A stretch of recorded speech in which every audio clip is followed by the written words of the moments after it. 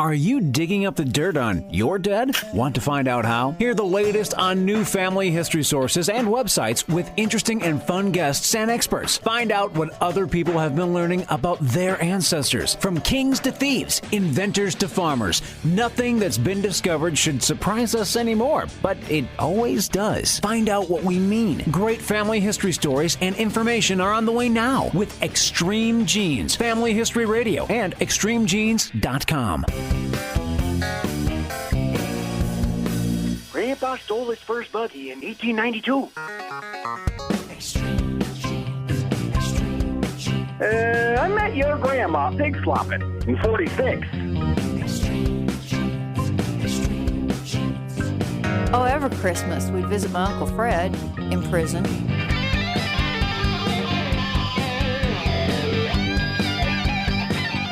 It is so great to be back from Roots Tech in Salt Lake City. Hi, I am Fisher, your congenial host, and this is America's Family History Show, Extreme Genes, where we shake your family tree and watch the nuts fall out.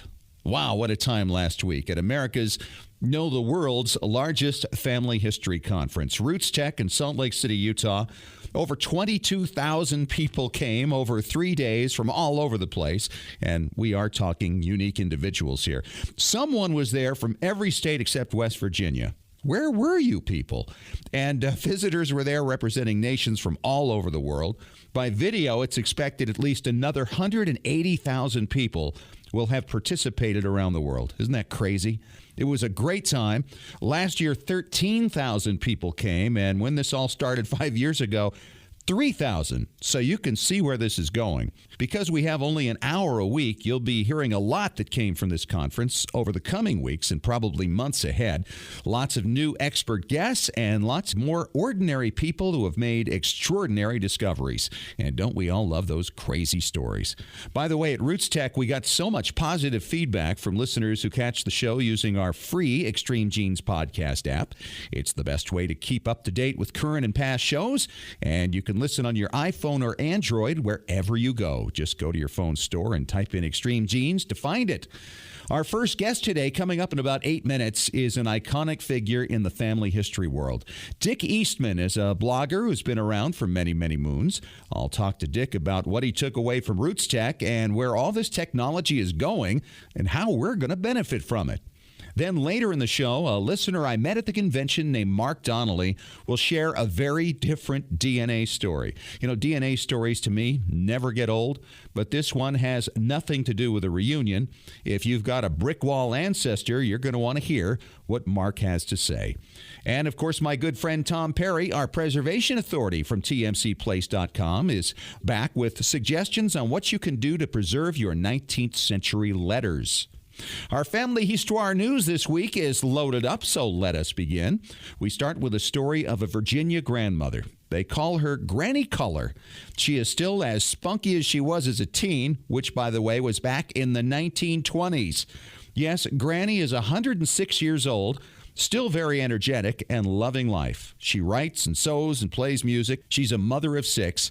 This is the part that gets me, though. She's never eaten eggs and hates vegetables. She keeps Reese's peanut butter cups next to her bed, and she drinks Pepsi every day. I mean, this is great because I have a soda every day, and my wife tells me I shouldn't. And now I have my answer to her argument. Happy birthday to Granny Color in Virginia. I wonder if she calls it the 77th anniversary of her 29th birthday.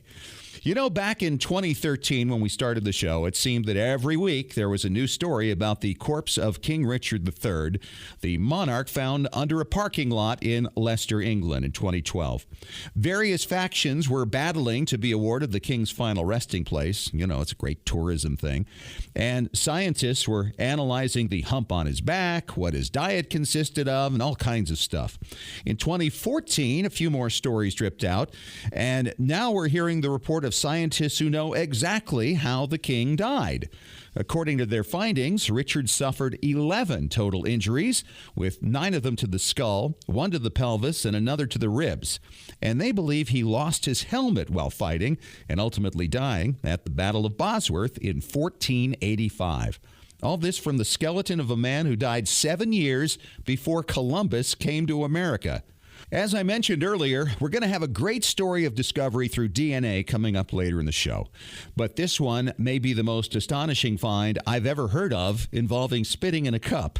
It can be verbally explained only so well, but I'll give you the best simple version I can, and then you got to go to extremegenes.com and read this entire blog. It begins with a woman named Jess, half Asian and half Jewish descent. Her father died when she was young, but the family plainly knew of their paternal roots in Poland and Russia. Well, Jess took a DNA test and plainly saw her mother's Asian side, but her father's side came back with virtually no Eastern European blood and over 17% British Irish. Well, her first thought, of course, was that the test had picked up a fairly recent illegitimacy. The test revealed she had a second cousin designated only as P. The author didn't contact P, but heard from a woman named Alice, who was supposed to be P's cousin, but wasn't. Furthermore, Alice, from a well-established Irish family, came back Polish, Russian, Jewish in her DNA test. Alice's father was only 5'4", while his parents were taller. Jess's grandfather, Phil, of the same generation of Alice's father, was much taller than his diminutive parents. Well, Alice's theory was a simple one. She believed that Jess's grandfather and her father had been switched at birth. Alice asked one simple question. Was your grandfather born on September 23, 1913, at Fordham Hospital in the Bronx in New York? Well, Jess didn't know, but when she found the record, the date was September 24th, 1913, at Fordham Hospital in the Bronx. They exchanged photos of the ancestors in question, and the pictures seemed to make it clear. 102 years ago, two babies in New York were placed in the wrong bassinet, and no one ever realized the error. Read the story at extremegenes.com, make a chart, and check out the photos. It's unbelievable. And that's your Family Histoire news from the pages of extremegenes.com. And by the way, before we break, I've got to thank the countless members of Genie Nation that came by the Extreme Genes booth at Roots Tech to say hello and ridiculously nice things about the show. It was awesome to meet so many of you. We took a bunch of pictures of a lot of our visiting genies with me, and you can see them in our newly constructed Genie Gallery at extremegenes.com. And coming up next, he's an iconic figure in the world of genealogy. His name is Dick Eastman, blogger extraordinaire. We'll get his take on where the industry of family history is going and what benefits may be in store for us all. Coming up in 3 minutes on Extreme Genes at extremegenes.com, America's Family History Show.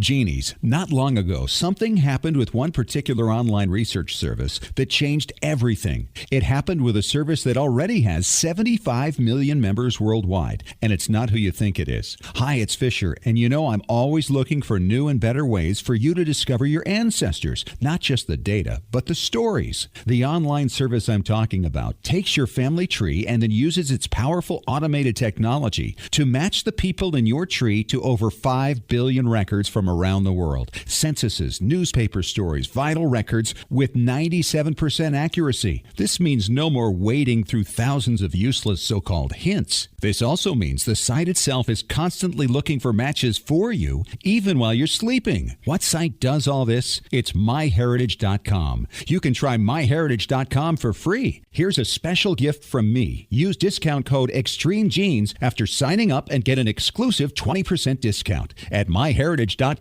How's your family history research going? Are you stuck on a difficult line? Don't know how to start? Let the professionals at Heritage Consulting Genealogy Research Services help. Heritage Consulting has been providing professional research and consultation services since 1978. They can help you find your own personal family history for far less than you would expect by researching, collecting, analyzing, and interpreting the numerous historical documents your ancestors left in their lifetimes. They'll then provide you with a professionally written report stored in book or electronic form that you and your family can enjoy for literally generations. Knowledge of your ancestors forges stronger ties within your family and helps children better appreciate who they are within the context of your family history. Call Heritage Consulting Genealogy Research Services right now. The call is free. Dial 1-877-537-2000. That's 1-877-537-2000. You'll speak directly to an expert genealogist. Find out more at heritageconsulting.com.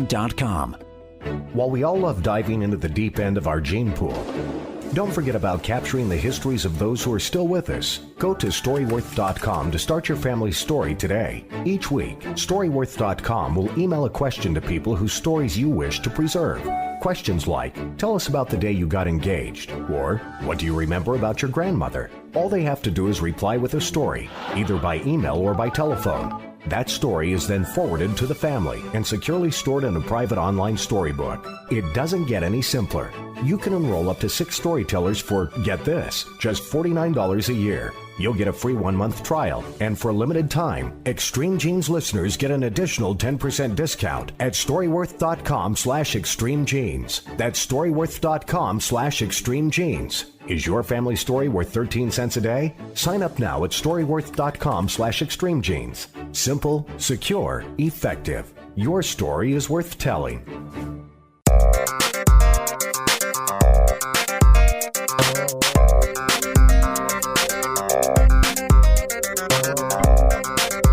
Welcome back to Extreme Genes, Family History Radio, extremegenes.com, America's Family History Show. I am Fisher, and on the line with me, Dick Eastman. He is the editor-in-chief, the writer, you pretty much clean the place out too, don't you, Dick? Online genealogy newsletter. That's correct. I think I'm also the chief janitorial officer. And Dick has been around since like the days of CompuServe. I mean, way, way back. So he's kind of the gold standard in genealogy newsletters. You got to check out his product, Eastman's online genealogy newsletter. All right, let's talk Roots Tech now. You were there. I was there. What are your observations? Well, I was there through the whole thing. I think I saw about 25% of it. Yeah. I mean, the place was saying it was huge just does not do justice. It was monstrous. I mean, it was a mob of people. There were, 170 vendors. There were something like 400 sessions compressed into 4 days.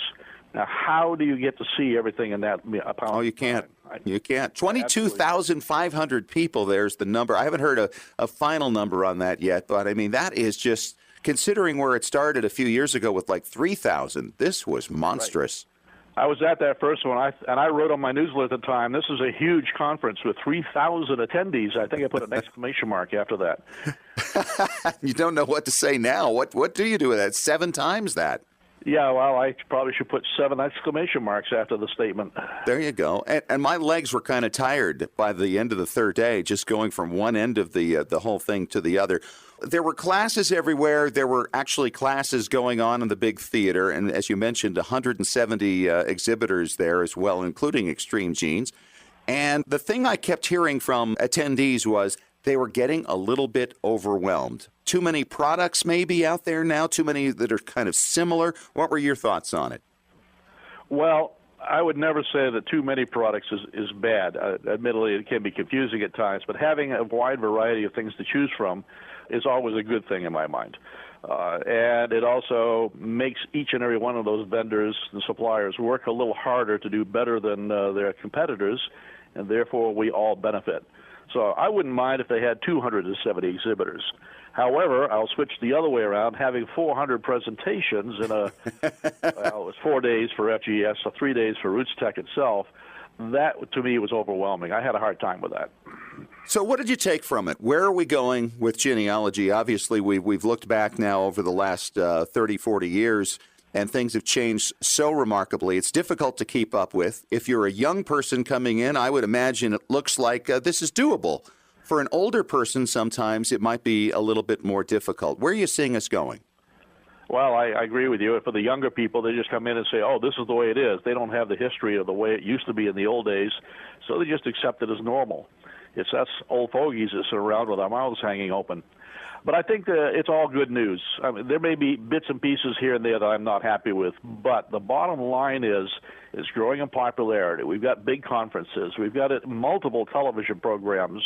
And, of course, we've got this little thing out there called the Internet that is feeding genealogists. The bottom line is I compare back to when I started, and I don't want to tell you how many years ago that was. We've got so many more avenues. It's so much more convenient. Information is available at our fingertips. You can learn more in a shorter period of time than ever in the past. So even with a few road bumps along the way, I still see it as a great thing. You know, what I'm excited about is the alliances that have sprung up among seeming competitors. I mean, they're all kind of working together now, even though they have a lot of overlap, to make things better within each of their own realms. Yeah, absolutely.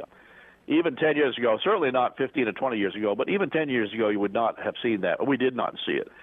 And there's a new buzzword that's become popular in the high-tech world called co-opetition.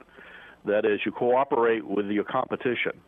And, yes, they even overlap each other. I've seen agreements in the last year or two amongst companies who are loosely in the same kind of business, such as providing online images of original documents. And yet they're cooperating and sharing them. And what they've figured out is that they work together, they both benefit. That is, they both get more customers and they both have more products to offer. So you or I, we come along as consumer, and maybe we prefer brand A instead of brand B or brand C, but they all have very similar or even overlapping data. In the old method of doing business, if we wanted to see all the records, we had to sign up with 3 different companies, A, B, and C. What we're seeing now is a trend where we can sign up with one company and get most of the records, and I think that's going to continue to change. I think eventually it will be all the records. But we will pick the one that we think has the better user interface, or the one that looks nicer to us on the screen, or the one that works a little bit faster when it retrieves records. Again, I think from the consumer viewpoint, this is good news. Yeah, absolutely true. All right, some new products that you may have seen out there that really struck you and made you go, wow. Oh, I thought you said this was going to be a short interview. You've got an hour? There literally are hundreds. We've got some search engines out there that are looking only at genealogy sites. They work like Google, but they only look at genealogy sites. There's at least 2 of them right now. Probably will be 3 or 4 before long. They're great. They focus. I mean, particularly if you got a common surname, my own surname is kind of middle of the road, but if you're looking for somebody whose name also is, I'm groping right now. I would say you're looking for somebody with a last name for Washington. That's very difficult to find genealogy information when you start on Google, but it's a lot easier if you're starting with a search engine that looks only at genealogy sites. Right. So you're talking like Macavo. Right, Macavo is a good one. There's another new one that's just come out, and I think there's going to be another one before too long. And again, I love to see the competition amongst them because the strongest one will survive, and that will benefit the consumers. The other thing that really enthuses me, and I have a hard time explaining this, but the fact that we're going to cloud-based databases. In the past, we've always struggled with installing software into our own Windows or Macintosh machines, and keeping the software running, which wasn't always easy, keeping our own records and keeping it synchronized and all that, and then printing it out, probably putting it on 3-ring binders or something. Right. Now that we're going into a realm where everything's in the cloud and can be kept very secure, probably better security than our home computers, and we can share it with other people or not. We can import from other sources or not as we wish. And it's available. We can do it at home. You can do it on your smartphone. You can do it on a tablet computer, wherever. The good old days, which is about 5 years ago, I used to keep my data on a computer in my house. And when I went down to a library or an archive that was 5 miles away or 500 miles away, and then I wanted to look something up, well, it was back on my computer at home. Or it was in these printouts, about 30 pounds of printouts I had to carry with me. Today it's no big deal. I pull out my smartphone or I pull out the tablet computer, I click on a few icons, and bang, there's a reference sitting right in front of me. And it was great. I had an occasion last week at Roots Tech where I got chatting with somebody and found out that we, in fact, were distant relatives. In the old days, I would have said, I'll go home and then send you something by email. Instead, last week, I pulled out the iPhone, tapped a few icons, brought up the entire descendancy chart, showed it to the other person. She agreed.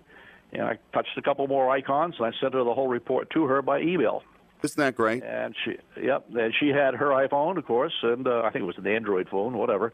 A few seconds later, she received the message. She pulled it up on her screen, and there it was. And she could save it or do whatever. So the phrase is connected everywhere all the time, online all the time, everywhere, whatever.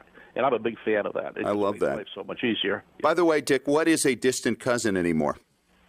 Well, we heard definitions last week that I'm not sure I agree with. But then again, I'm old-fashioned. There's a trend right now to say that it's just a very distant relative, even related by marriage and so on.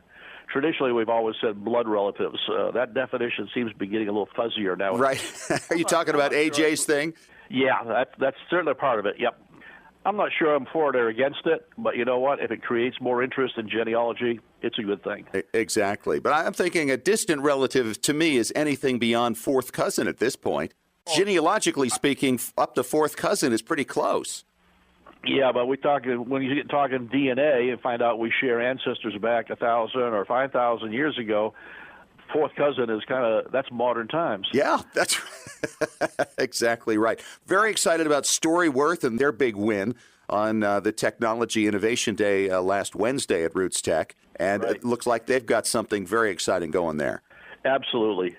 I've only had a brief look at it. I'm planning to spend more time with it this week or next, but it certainly looks very, very good. All of the products that were in that competition look good to me. I particularly like the one called Argo Search. I could get kind of enthusiastic. They weren't the number one winner, but they were on the top, 3 or 4? Top 4, yeah. And some of the others that were in the top list I haven't had a chance to evaluate yet, but I'm looking forward to them. Imagine these products that are looking to actually read and index handwritten records. I mean, that's just insane to me.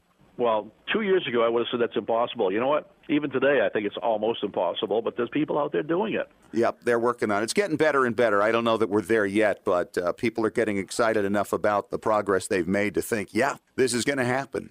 Dick, tell us about the newsletter. You've been doing it for how long now? I almost forget. Actually, I don't. That's just a joke. I've been doing it just over 19 years. Next January, I'm going to open a bottle of bubbly and celebrate my 20th anniversary. Well, we're very excited about what you've done because it certainly makes it easy for everybody to see what's going on within the industry. It's Eastman's online genealogy newsletter. Just Google it. It's easy to find. And Dick, thanks for your time. Thanks for your insight. It was great seeing you at Roots Tech, and I look forward to catching up with you again soon. Thank you for doing all this. It's great hearing from you, and I know a lot of people get their news through you, and that's a good thing. Thank you, Dick. Take care. And coming up next, we're going to talk to a man I met at Roots Tech who had the most remarkable DNA discovery for a breakthrough that I've ever heard of. You're not going to believe how this man figured out the identity of an ancestor whose name had been changed. He'll tell you how he did it coming up next in 5 minutes on Extreme Genes, America's Family History Show.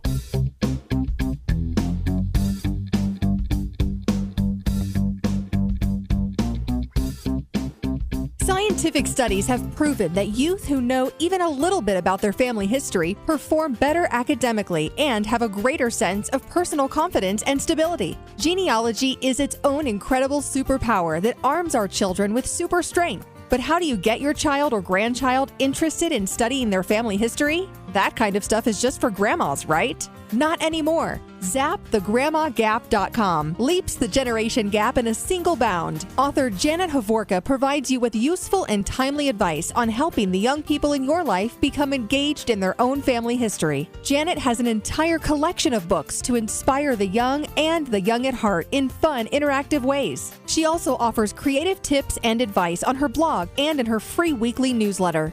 Stop by ZapTheGrandmaGap.com today to sign up for Janet's free email newsletter with 52 weeks of easy tips, free downloads, and order your set of resource books and workbooks. Can't figure out how to get your favorite Windows genealogy software running on your MacBook? Look no further than Crossover. Crossover by Codeweavers at www.codeweavers.com allows you to run your Windows software on your Mac without the need to buy a copy of Windows. Crossover is easy to install and simple to use. Crossover supports many popular genealogy packages like Roots Magic, Legacy Family Tree, Personal Ancestral File, Family Tree Builder, and more.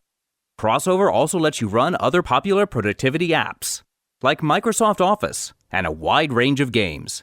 So if you're looking for an easy, affordable solution to your Windows compatibility needs, visit www.codeweavers.com today to download your free trial of Crossover. And don't forget to use the deal code FAMILY for an additional 40% off when you purchase Crossover. Hello, Extreme Genes listeners. I'm Larry Gelwicks, the getaway guru and host of the Travel Show radio broadcast with the hottest travel deals on the planet. And now you can travel more and pay less by joining me on our Travel Show podcast. Cruises, tours, resort hotels, airline tickets, stay close to home, or travel the world. I'll show you how to travel more and pay less. Go online to ColumbusVacations.com. That's ColumbusVacations.com. Click on radio and then click on podcast. It's really that simple. ColumbusVacations.com, radio and podcast for the hottest travel deals on the planet.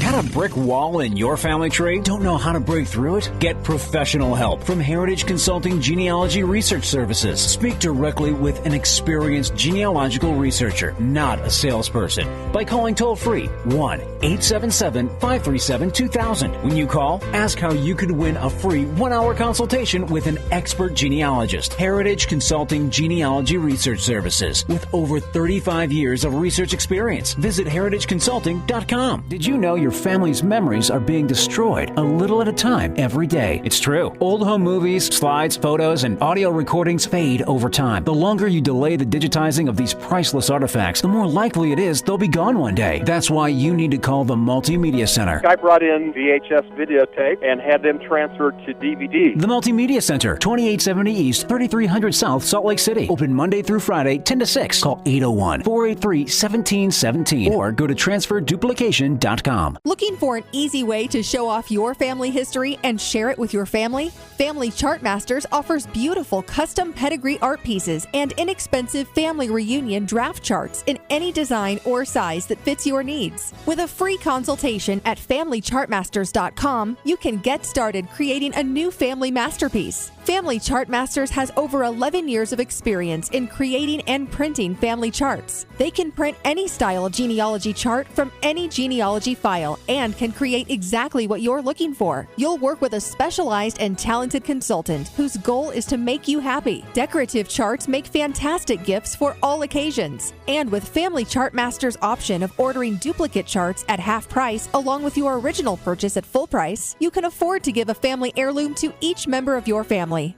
Contact Family Chartmasters today at FamilyChartmasters.com for your free consultation. Family Chartmasters will give the greatest care to your family history.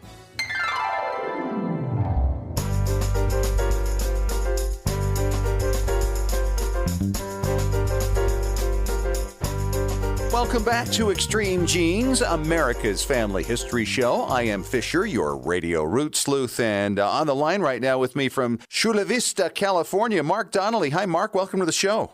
Thank you for having me. It was so great to have you drop by our booth over at Roots Tech, and we got to talking, and you shared one of these stories. And, you know, I'm often asked about the show. People say, what do you do on this thing? And one of my favorite segments is basically what I refer to as ordinary people making extraordinary finds. And I think yours absolutely fits into that category. And this involves a DNA discovery. So let's set the table with this whole thing, Mark. You had an ancestor, you had a brick wall, which for the newly indoctrinated means you can't get beyond that. How long did you have this brick wall? For this particular individual, this is on my wife's side, a great-great-grandfather who had changed his name sometime in the 1890s, and no one really knew what it was. We knew that he had changed it because he had a falling out with his family in some way, shape, or form. But it was pretty much a 100-year-old mystery. I mean, his children didn't know his real name, and his grandchildren didn't know his real name. We think that his wife might have known his real name, but she didn't share it while she was living. And no legal records? No, not really. The only thing that we had was just information starting at about 1900 with him showing up on the census under his new name and his family, and then death records. That was about it. So when you say he was kind of hiding from his family, you're not talking about his wife and kids, but maybe his parents and siblings? Yeah, pretty much. Any idea why? Not really. I mean, it's just kind of the word of mouth was they had some sort of falling out based on a financial arrangement that went sour or something like that. But that's about as much as I knew. So it was kind of a rumor more than anything. Yeah. Okay, and what was his name? What was the changed name? His new name was John Howard. Okay. And he moved to an area on the western side of New Mexico, eastern side of Arizona, which was really kind of one of the last places the Wild West really existed. So right.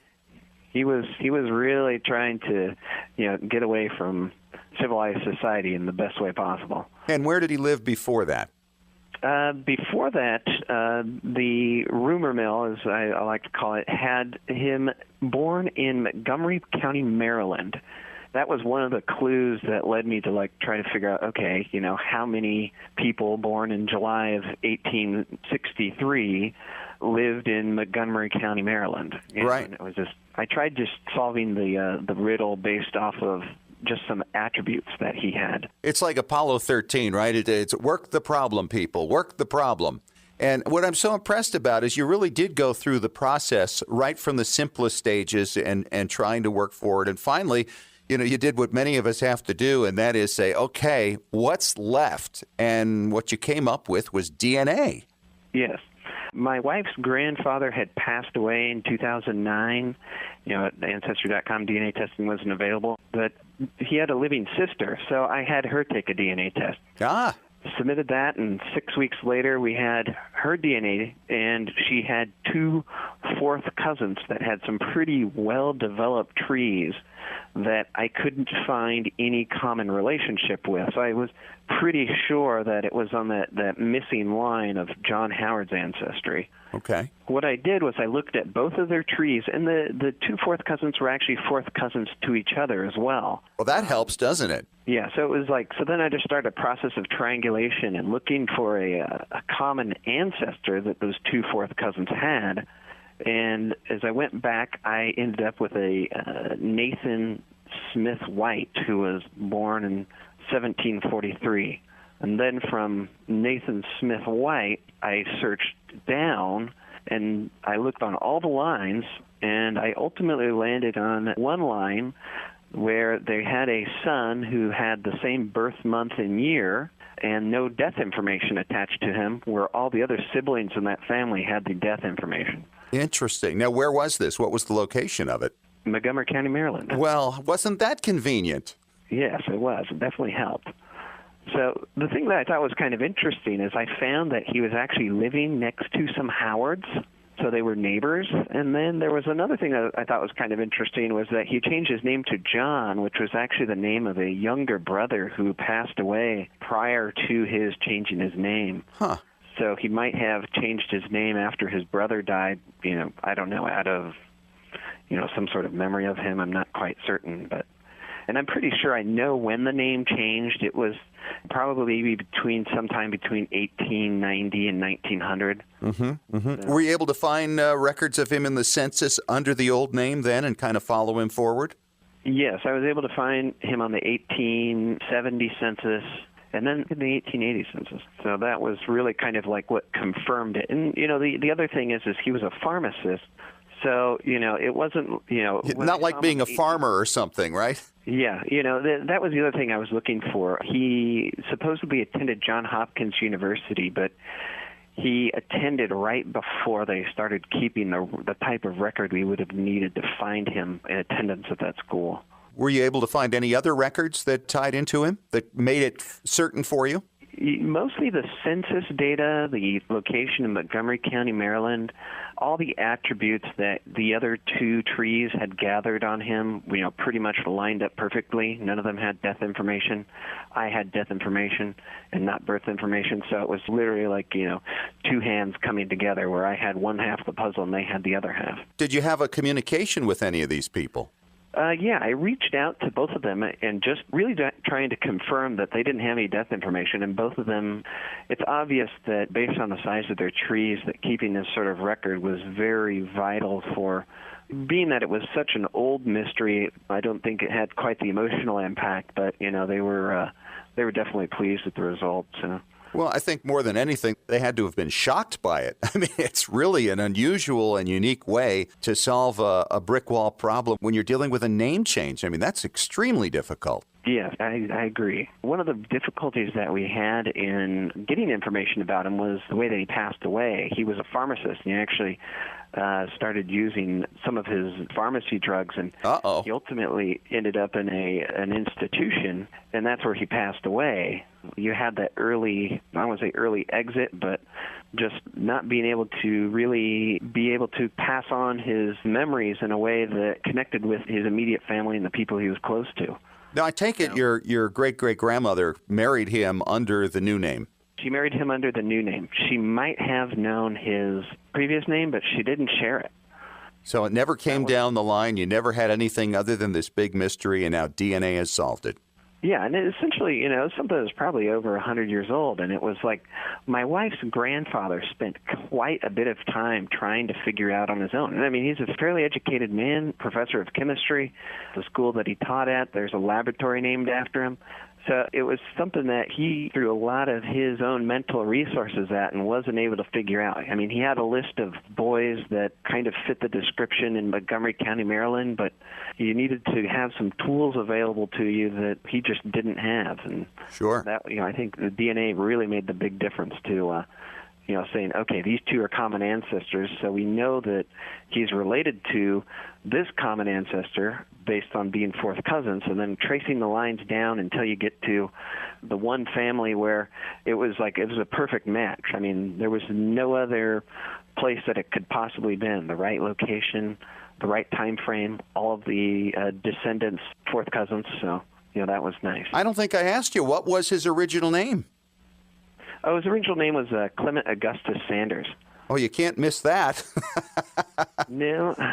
Hey, great stuff. Thank you so much, Mark Donnelly, Chula Vista, California. You know what? For coming on, I'm going to hook you up with a free subscription to myheritage.com.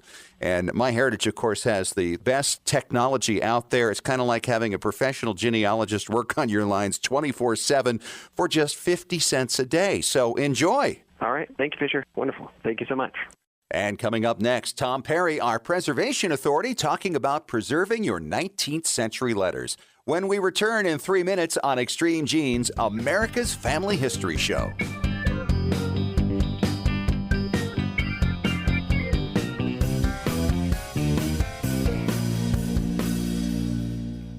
Hi, Genies, it's Fisher, and I've been telling you about MyHeritage.com's amazing new technology that searches your family tree day and night for you, finding matches even while you sleep in documents and other people's trees. Here's a find I never would have made without it. It's a newspaper story about a relative of mine, Paul Sagal, who I knew many years ago. It's from 1943, when Paul was serving in the Pacific. When he learned his father died, he wrote a poem to his brother that indicated he wouldn't be returning for the funeral. He wrote, "There'll be no furlough for me. I'm in the Marines, you see. Alive and well as I am, memories I'll keep of my dad." Then the newspaper editor added, "These are all the sentiments that will win this war. There are treasures like this one waiting for you now. Put MyHeritage.com's superb technology to work for you with a 20% discount. Just enter the one-word promo code EXTREMEGENES. MyHeritage.com is the next big thing. While we all love diving into the deep end of our gene pool, don't forget about capturing the histories of those who are still with us. Go to StoryWorth.com to start your family story today. Each week, StoryWorth.com will email a question to people whose stories you wish to preserve. Questions like, tell us about the day you got engaged, or what do you remember about your grandmother? All they have to do is reply with a story, either by email or by telephone. That story is then forwarded to the family and securely stored in a private online storybook. It doesn't get any simpler. You can enroll up to 6 storytellers for, get this, just $49 a year. You'll get a free 1-month trial, and for a limited time, Extreme Genes listeners get an additional 10% discount at StoryWorth.com/ExtremeGenes. That's StoryWorth.com/ExtremeGenes. Is your family story worth 13 cents a day? Sign up now at StoryWorth.com/ExtremeGenes. Simple, secure, effective. Your story is worth telling. Your priceless 8mm home movies and your precious family videos are deteriorating right now. Heat, moisture, insects, dust, mold, time, they're all robbing you of your family's memories. It's time to preserve those treasures right now by digitizing them at tmcplace.com. They've been preserving memories for over 40 years. Home movies, videos, audio tapes, vinyl records, photos, slides, and even scrapbooks. Whether your treasures are enduring the humidity of Massachusetts or the heat of Arizona, tmcplace.com can digitize your audio and images without harming the originals and returning them to you with free shipping both ways on most orders. tmcplace.com can even let you track your package in real time with a special GPS tracking device. Trustworthy, experienced, affordable. Call tmcplace.com toll-free at 1-866-483-1717 to talk to Extreme Genes Preservation Authority Tom Perry about your project. Or order online at shop.tmcplace.com.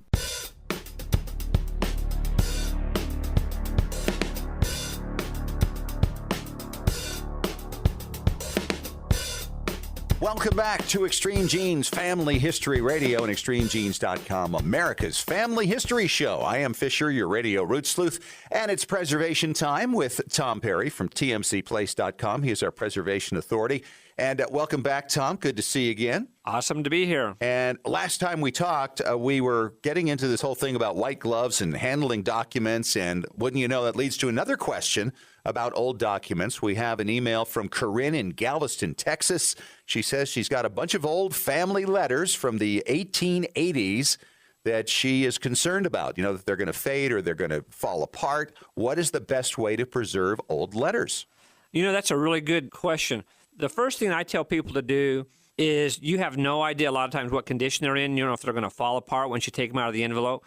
So I tell people to get a good scanner. That's the most important thing, whether they have purchased one or they're renting one from somebody like Easy Photo Scan. So they've got a good quality one. Just start like you're putting a puzzle together. Scan everything before you take it apart. Scan both sides of the envelope, then open the envelope, scan it again, take the letter out, scan that. Start opening it, scan. And high quality. Exactly. Yes. The highest quality you can go. You can always compress it and make it, lower quality if you don't need that, but you can't go the other direction. So just keep scanning. And this might sound like overkill.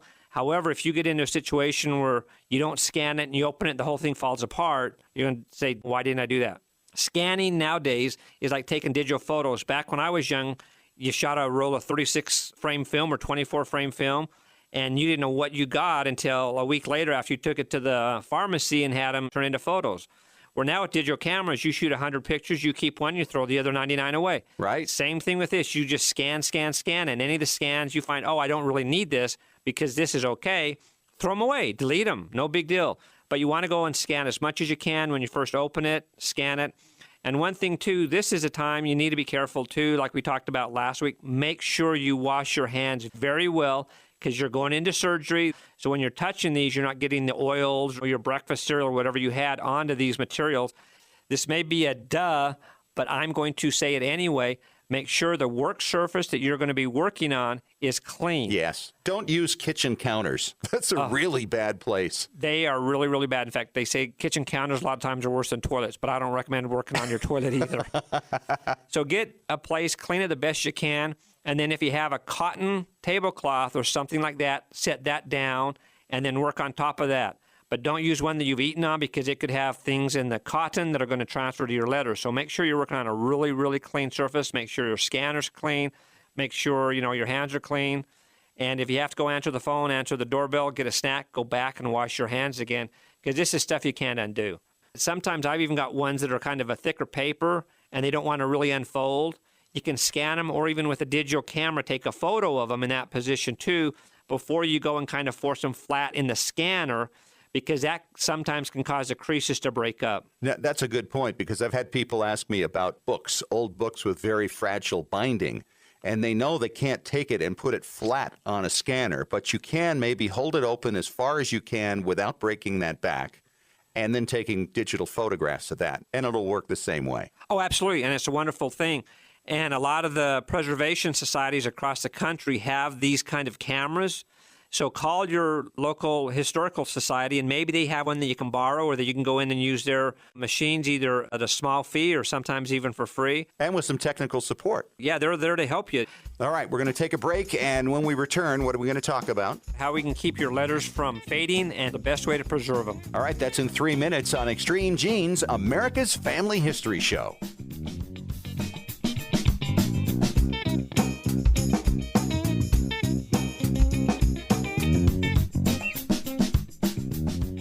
Looking for an easy way to show off your family history and share it with your family? Family Chartmasters offers beautiful custom pedigree art pieces and inexpensive family reunion draft charts in any design or size that fits your needs. With a free consultation at FamilyChartmasters.com, you can get started creating a new family masterpiece. Family Chartmasters has over 11 years of experience in creating and printing family charts. They can print any style genealogy chart from any genealogy file and can create exactly what you're looking for. You'll work with a specialized and talented consultant whose goal is to make you happy. Decorative charts make fantastic gifts for all occasions. And with Family Chartmasters' option of ordering duplicate charts at half price along with your original purchase at full price, you can afford to give a family heirloom to each member of your family.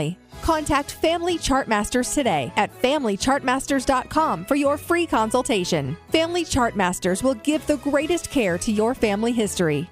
When was the last time you heard your grandmother's voice or saw your family enjoying life back in the 1950s or 60s? If the reason is you haven't known what to do with your old recordings, videos, and films, here's your answer. The Multimedia Center in Salt Lake City. We brought in a video project to the Multimedia Center, and overnight they duplicated it to DVD so we could meet our deadline. The Multimedia Center, 2870 East, 3300 South, Salt Lake City. Open Monday through Friday, 10 to 6. Call 801-483-1717 or go to transferduplication.com. Hello, Extreme Genes listeners. I'm Larry Gelwicks, the getaway guru and host of the Travel Show radio broadcast with the hottest travel deals on the planet. And now you can travel more and pay less by joining me on our Travel Show podcast. Cruises, tours, resort hotels, airline tickets, stay close to home, or travel the world. I'll show you how to travel more and pay less. Go online to ColumbusVacations.com. That's ColumbusVacations.com. Click on radio and then click on podcast. It's really that simple. ColumbusVacations.com, radio and podcast for the hottest travel deals on the planet. Can't figure out how to get your favorite Windows genealogy software running on your MacBook? Look no further than Crossover. Crossover by Codeweavers at www.codeweavers.com allows you to run your Windows software on your Mac without the need to buy a copy of Windows. Crossover is easy to install and simple to use. Crossover supports many popular genealogy packages like Roots Magic, Legacy Family Tree, Personal Ancestral File, Family Tree Builder, and more. Crossover also lets you run other popular productivity apps like Microsoft Office and a wide range of games. So if you're looking for an easy, affordable solution to your Windows compatibility needs, visit www.codeweavers.com today to download your free trial of Crossover.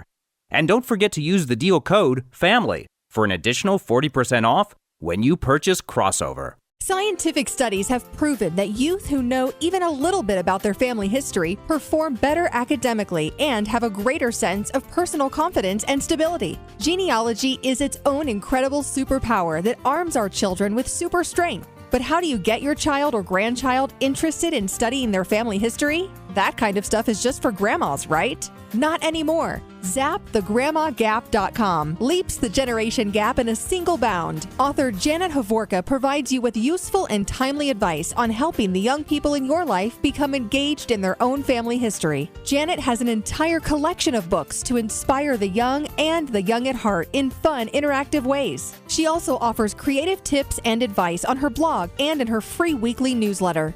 Stop by ZapTheGrandmaGap.com today to sign up for Janet's free email newsletter with 52 weeks of easy tips, free downloads, and order your set of resource books and workbooks.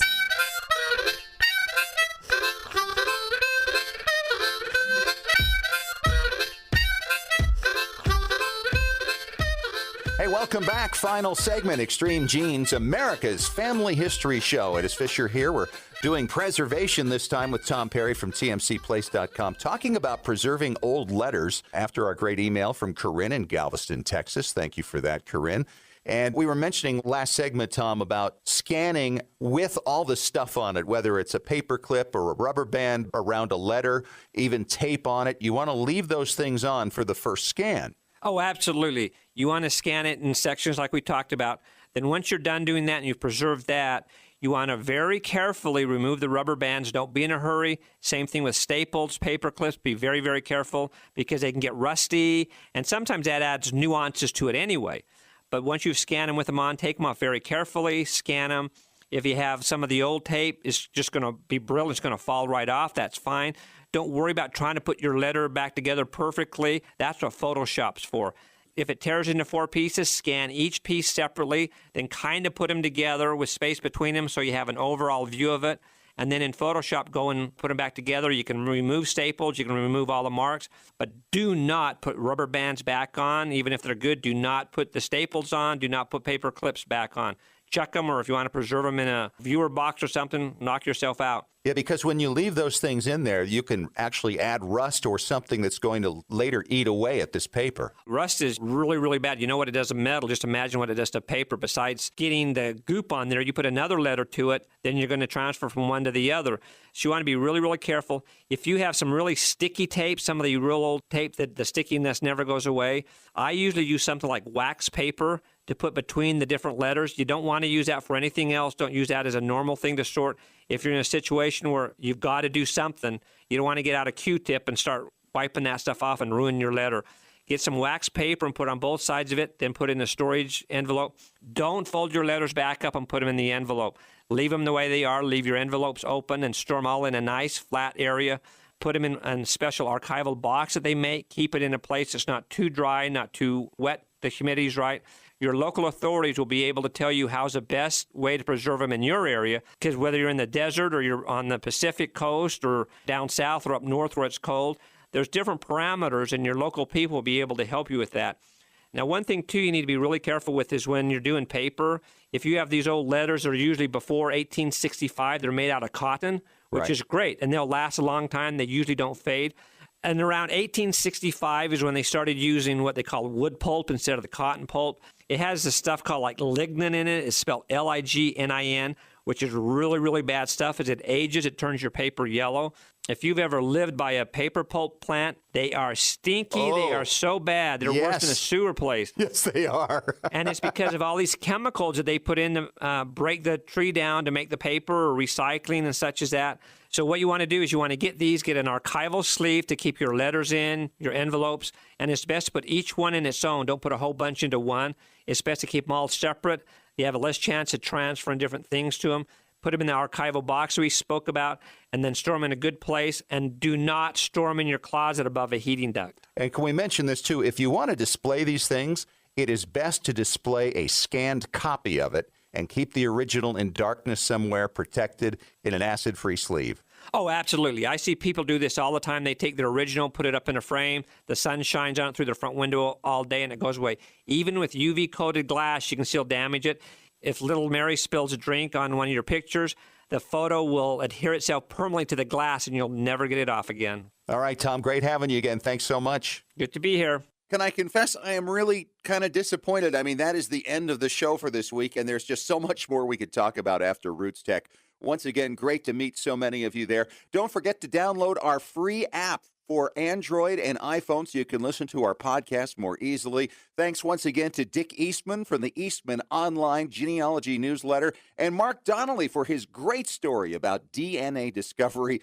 Talk to you again next week, and remember, as far as everyone knows, we're a nice, normal family.